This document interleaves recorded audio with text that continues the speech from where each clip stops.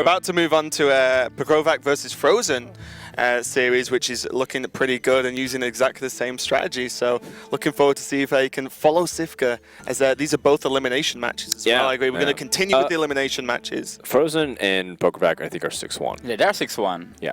So, you know, Pokrovac, if he wins this, is guaranteed to go through. And he has the same lineup as him with Reno Warlock, for example, to kill the Shamans. I think Fr0zen's playing a more traditional lineup, though. Oh, okay, so we'll see just yet another of the matchups of the sort of standard lineup versus the Sifka lineup, I guess, is going to start calling it. We're going to get straight into the game now. And yeah, it looks like Fr0zen's 2-1 up over Pokrovac, so take it away, guys. All right, thank you. Thank you. Fr0zen. Fr0zen is on the Shaman, and he's up 2-1.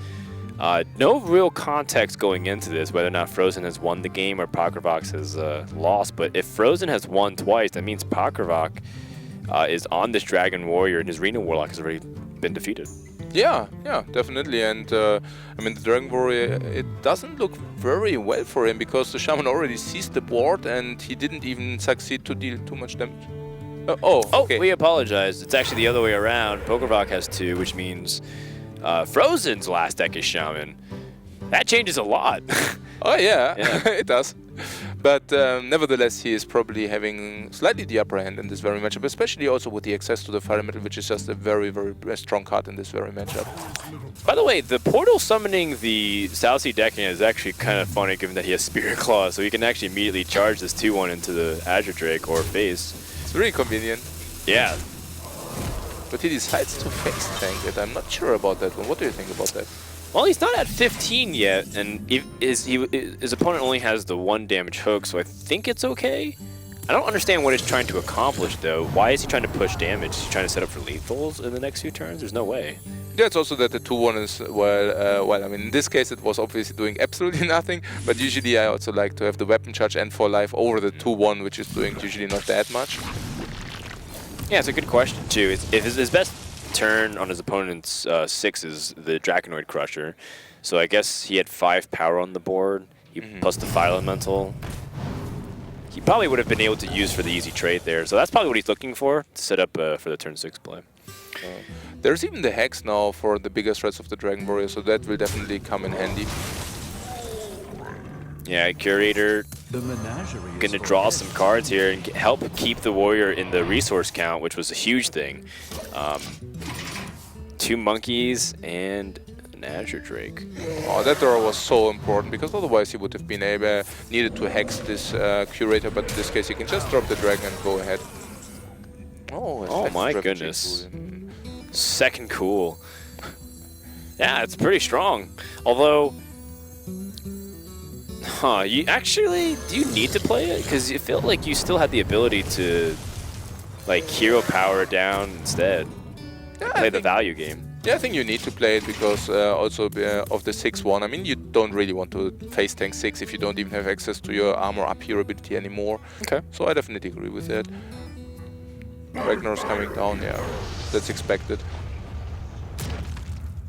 And probably also, trade because Fr0zen is already facing 7 damage in case Ragnar hits face.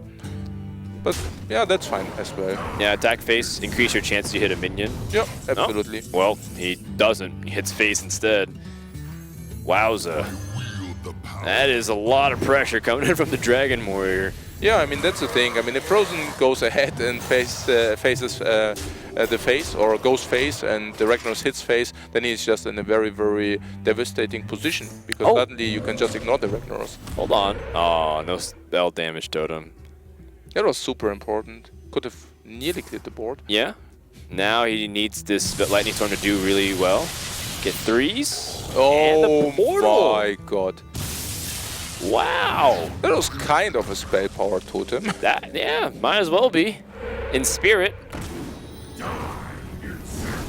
I think that's it because Grom can just ping and that's going to wrap the series. So despite the fact that Fr0zen fought back once more, we see the Pokrovac / Stan Sifka strategy being able to beat the Shamans. Yes, yeah. I mean, as we said, I mean, Fr0zen played the very aggressive style, gambled on Pokrovac not having anything in the hand, but wasn't rewarded. So yeah, Pokrovac proceeding here. Yeah, that was a really quick second series there. We started them a little bit later than the first series, but in the interest of the schedule, we didn't want to be holding up the rest of the matches too much. So Fr0zen still in the tournament, still able to go to round 16, but he absolutely needs to win his next game. Meanwhile, Pokrovac guaranteed to go to the round of 16 with his unusual Arena Warlock and the Dragon Warrior lineup.